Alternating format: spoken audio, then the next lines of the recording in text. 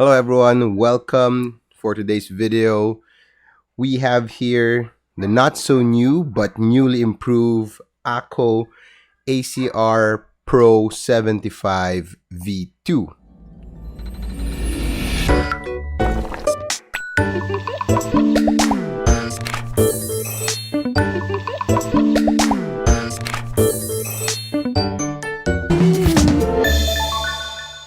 This is the improved version of the Akko ACR Pro 75 that I have extensively reviewed in my channel. So do check that out. I will post the link in the description, as I will no longer discuss what has already been discussed. Instead, for this review, we will focus on what has been improved in the V2 version of this awesome keyboard. So the V1 I dubbed as one of the best budget keyboards of 2022, and I still think that it's one of the best value, because at around 5,600 pesos, you get a complete kit with a decent keycaps and switch combination. However, that keyboard falls short of two main features that I find really lacking. Number one is the aesthetics. I really don't like how that keyboard looks. It looks so roundedly big and awkward. And number two, that it still has a north-facing PCB. So if you're not aware of the Akko brand, they are an awesome brand for keyboards, essentials, switches, almost everything in the mechanical keyboard hobby. The only problem is that for the longest time, they still have their north-facing PCB, which a lot of users, a lot of enthusiasts have been complaining. It just doesn't make sense with all the innovations that they put out, why Akko still has a north-facing PCB. So for the beginners out there, north-facing PCB will run a problem with cherry profile keycaps, in that you would have some sort of interference, especially on the third row of keys. And interference meaning the switches will hit the keycaps, it produces an unwanted sound. So a lot of enthusiasts don't want that, especially if you like the cherry profile keycaps. However, for the past few months, Akko finally listened to the consumers, as they usually do. And for the past few months, they have been releasing awesome versions of their south-facing PCB. And that is one of the major changes that we have in this keyboard. This keyboard now comes with an amazing south-facing PCB and retains most of what the V1 offers. Alright, so let's go to the details on which features are new. Number one, aesthetics. So as you all notice, this one looks really nicer compared to the V1. It has a thinner bezel for my taste. I think if I'm not mistaken, the bezels are thinner. Not that round. Still, it's not edgy, but it's more edgy compared to the V1. And the black version really looks better compared to the white frosted acrylic that I got before. So really happy with that. In the aesthetics department, they also included a very cute sticker at the back. So I'm not sure who this is or what this is supposed to be. I'm not sure if it's a dumpling. I'm pretty sure these are switches, but really nice. The quality and the finish of this back piece design is really nice. Alright, and yeah, so aesthetics wise, I really love this way more compared to the V1 version. Number two is the south-facing PCB. We already mentioned that. No interference whatsoever. I'm running this right now with a PBT fans, double shot ABS keycaps, and there's no interference. Number three, it now comes with its own tape mod. So I'll show you a video on that. So it has its own tape mod with a design much like many of the keyboard manufacturers nowadays. That seems to be the trend. Is it an essential? No, but it's good to have. All right, so that's number three. Number four, I am not really sure if they changed the gasket materials on this keyboard. The gasket jackets feel a bit softer,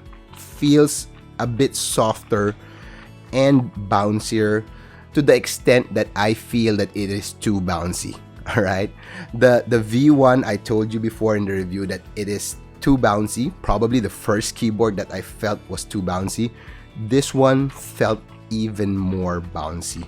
So I had to do a fill in the bottom case, not to remove any hollowness because there isn't any, but more to cushion the flex and bounce of this keyboard and probably eliminate some of its bounciness. This keyboard also comes with a set of gasket socks. How crazy is that? The same or similar gasket socks that you see with OwlLab keyboards with the QWERTY keys, QK65, Mr. Suit.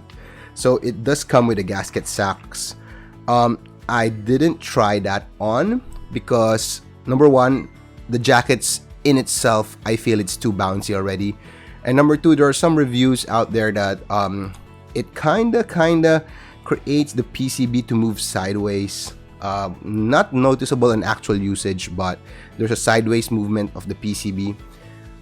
Again, the main reason why I didn't use it is because I'm already happy with the gasket jackets. And last but not the least, they changed the PCB material, the PCB foam material, from the typical EVA in their other keyboards or the IXPE. Okay, this one has a rubbery material. I'm not sure, Akko, correct me if I'm wrong. I'm not sure if this is rubber, if this is silicone, but this is the first time that I have seen such material being used for the PCB. So it feels like it's rubber. It's really bendy, really sticky. And we will dive into that later on how it affected the sound profile of this keyboard. All right. So those are the main changes. It still comes with the aluminum plate and a polycarbonate plate option. And yeah, pretty much that's it. So let's go to the build guide. All right. So the build of this keyboard is very, very straightforward. Nothing really fancy, nothing really new. So you just have to assemble each of the layers accordingly. The stabs on these keyboards are awesome.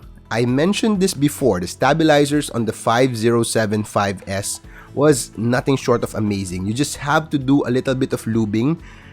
Even in its stock form, it's very usable. All of the wires are balanced. The same can be said with this keyboard, as I think it has the same special stabilizers that came in with the 5075S. So these are the Akko double shot TPU plate mounted stabilizers. For a plate mounted stabilizers, I can tell you this is one of the best stock stabilizers that I have used in a while. It's so good that I don't even need to replace it with screw-in ones or aftermarket ones. Stock is very, very good. I lubed this up with XHTBDZ on the wires and 205 grade 0 on the housing just to make it a little bit smoother and to make the sound a little bit fuller. But again, if you're new into the hobby, you don't know how to mod your stabilizers, I have tried 3 sets of this TPU plate mounted stabilizers. All 3 sets, very good stock. Wires are balanced, lubing is consistent, really good. Need I say more? Nah, nada. Best stock stabilizers on a keyboard that you can get out in the market right now. Lube the stabilizers, assemble the keyboard, and in its stock formation, this is how it sounds like.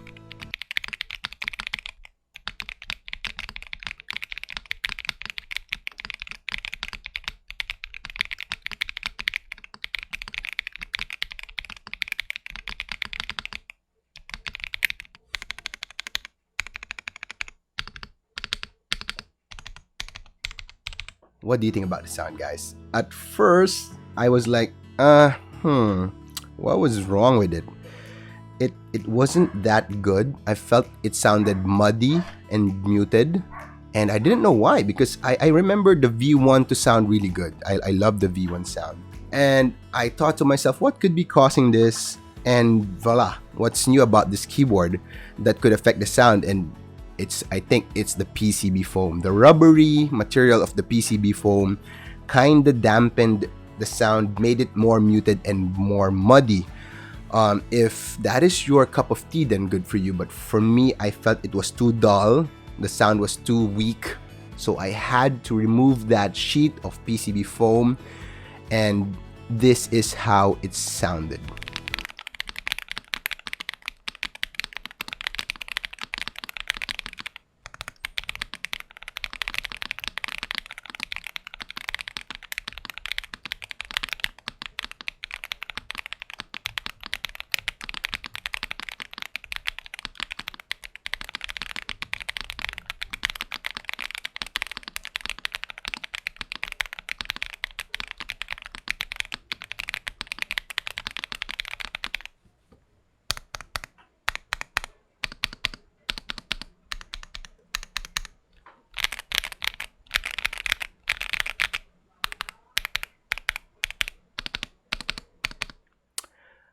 Really good.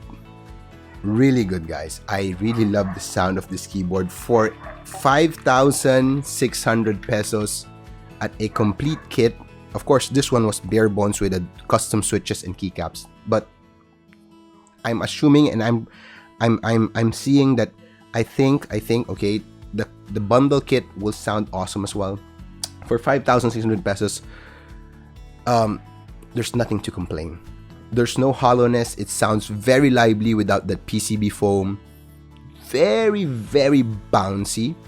So bouncy that I am able to use this with the alu plate without any problem. Is that a good thing? Yes. Alright. The aluminum plate of keyboards has that distinct, crunchy, lively sound that I really want.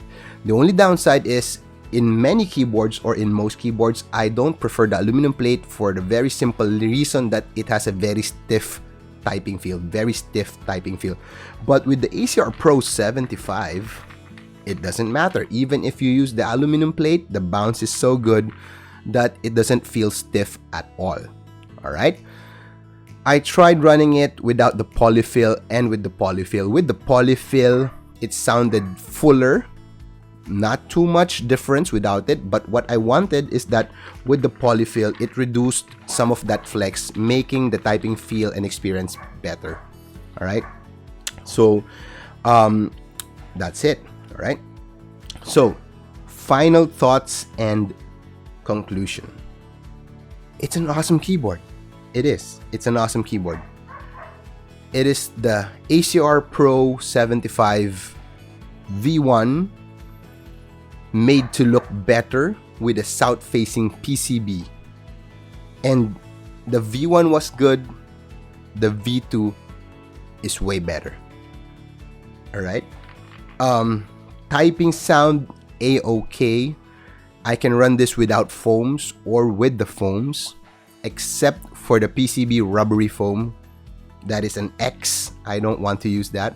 But again, depending on your preference, you might want the sound. You can try. Alright? Looks really good. Some gimmicks here and there, which I don't mind, because at the end of the day, it's a good value keyboard. Feels good, sounds good, and it looks good. Would I recommend this? Yes, definitely. For those wanting to dive deeper into the hobby, this is one of the best budget options out there. And it's really funny because for the past few days, I've been watching Giraffa Abaya's video on TikTok on the top recommended budget keyboards out there. And a lot of comments were saying that, oh, 5,000, 10,000, that is not budget. Yeah, of course. Budget is very relative. For us in the hobby, 5,000 to 10,000, we consider that as a budget. And we're not forcing you guys out there to buy keyboards, mechanical keyboards. We're simply encouraging you. And we're giving you opinions and inputs.